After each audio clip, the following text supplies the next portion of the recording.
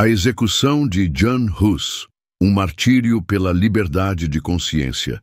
Jan Hus, teólogo e reformador tcheco, desafiou a Igreja Católica no século XV, pregando contra a corrupção e defendendo a ideia de que a autoridade religiosa deveria seguir as Escrituras.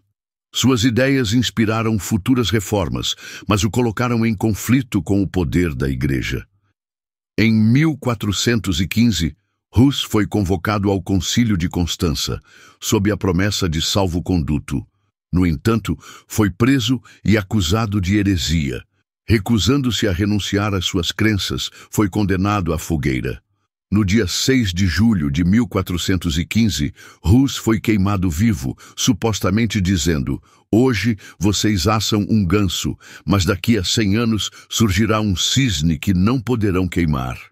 Um século depois, Martinho Lutero iniciou a Reforma Protestante. A morte de Jan Hus fez dele um símbolo da luta pela liberdade de consciência e pela reforma religiosa.